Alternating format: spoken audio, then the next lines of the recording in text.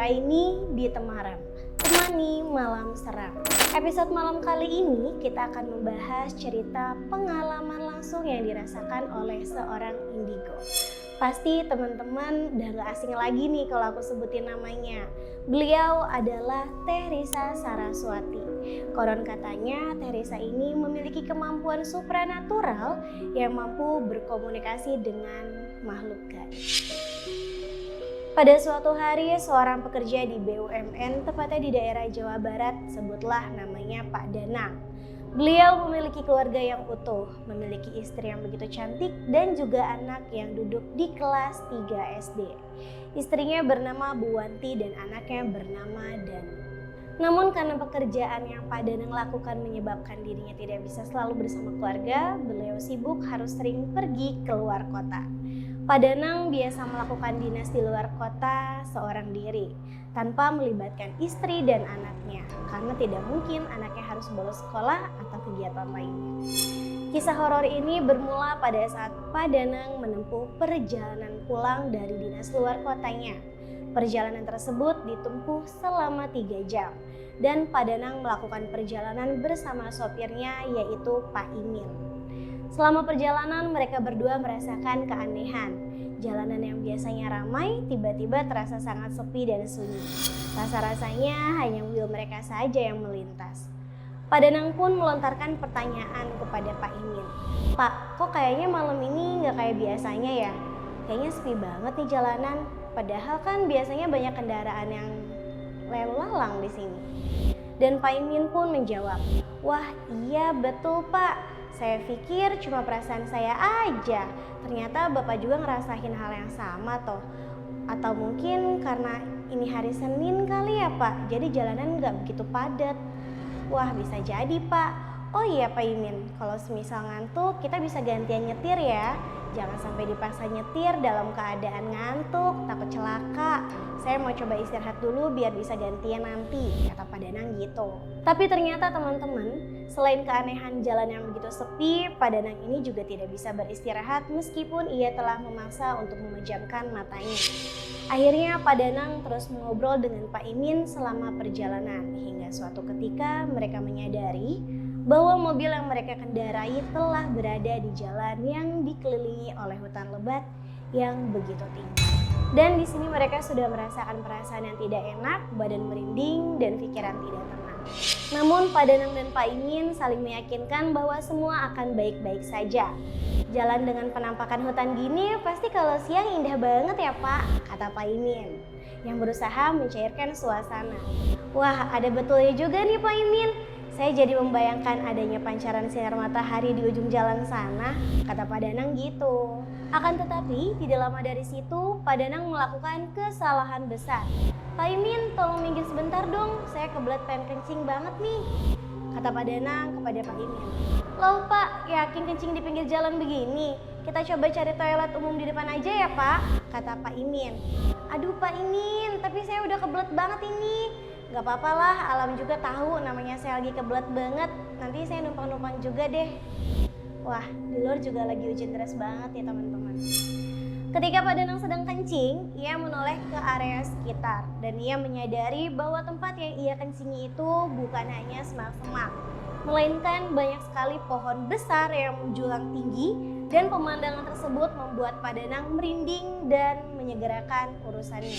Ketika Pak Danang bergegas kembali ke mobil, tiba-tiba saja ia mendengar ada suara ramai orang dan alunan musik khas Sunda. Ia sontak keheranan karena bagaimana mungkin di tengah hutan ada yang bermain musik.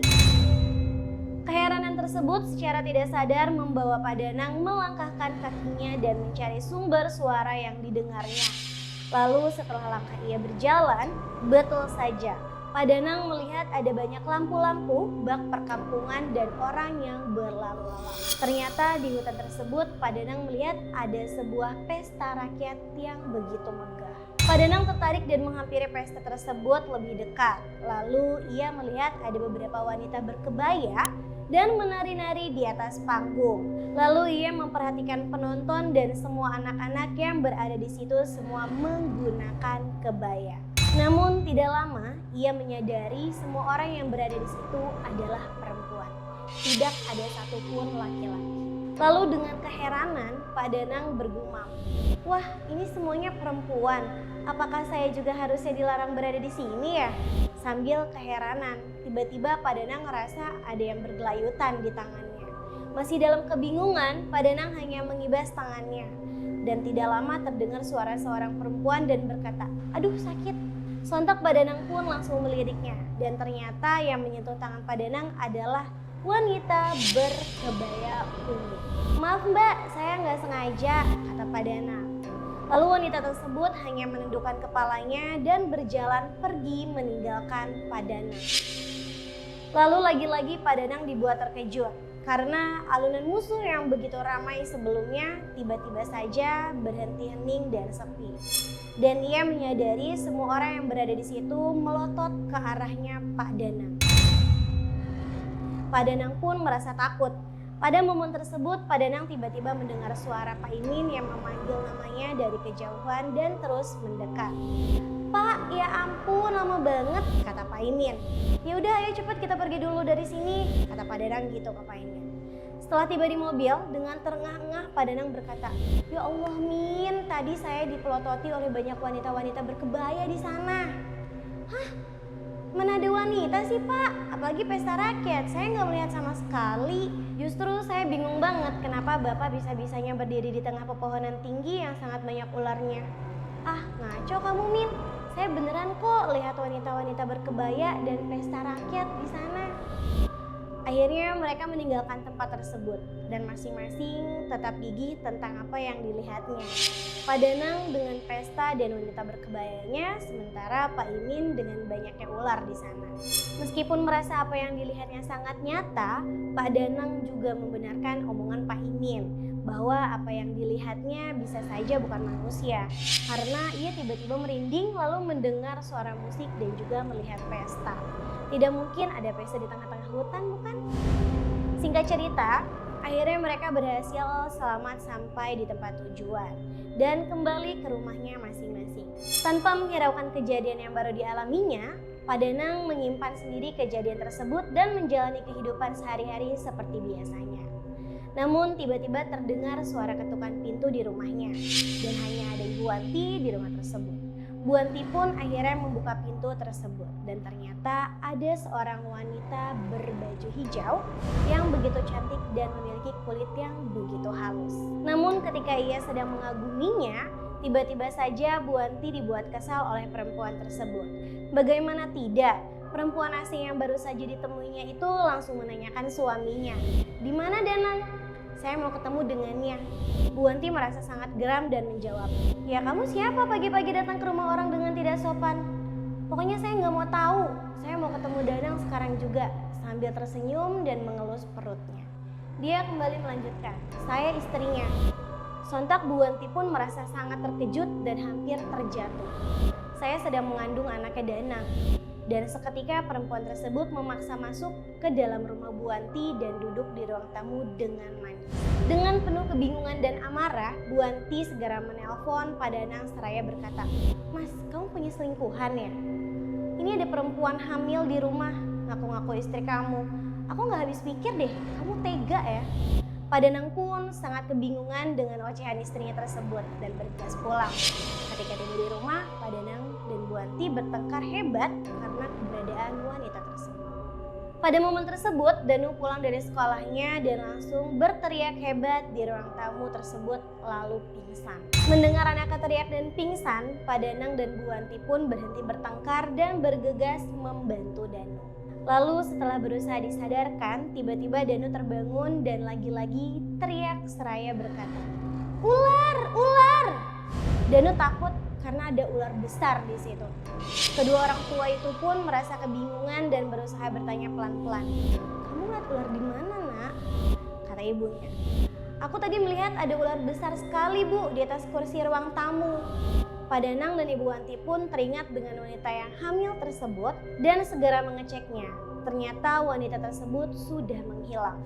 Dan Danu terus menunjuk ke arah wanita tadi yang duduk dan berkata, "Ularnya tadi di situ, Bu, di situ," kata Danu. Dengan segala kejanggalan yang terjadi, akhirnya Pak Danang memutuskan untuk pulang ke rumah orang tuanya. Yang ternyata bapaknya Pak Danang adalah seorang ustadz yang sangat hebat. Sebut saja namanya Pak Imron.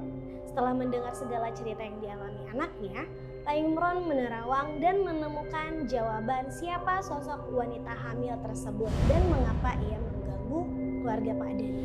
Jadi nak, sosok wanita hamil tersebut adalah makhluk halus berupa ular besar yang menyerupai wanita cantik.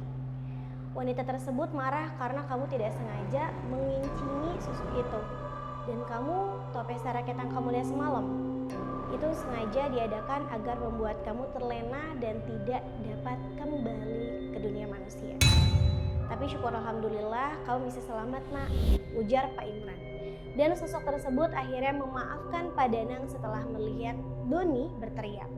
Sosok tersebut memaafkan Pak Danang karena ia masih memiliki anak kecil. Seraya meninggalkan rumah tersebut di saat Danu pingsan, sosok tersebut berkata, "Ya sudah, kali ini kamu saya maafkan karena kamu masih memiliki anak kecil dan ia masih sangat membutuhkanmu sebagai orang tua." Penjelasan dari Pak Imran membuat Pak Danang merasa tenang dan membuat dirinya mengambil banyak pelajaran agar tidak sembarangan melakukan tindakan-tindakan tertentu. Nah, jadi kayak gitu teman-teman ceritanya. Teman-teman harus tetap hati-hati ya dimanapun berada. Apalagi tidak bisa dipungkiri, kita memang hidup berdampingan dengan makhluk yang tidak terlihat. Oke, buat teman-teman semua yang punya cerita horor, bisa banget nih langsung aja DM ke Instagram kita Siomang TV atau bisa banget juga langsung aja ditulis di kolom komentar. Aku Azza Nuraini pamit undur diri dan see you, bye-bye.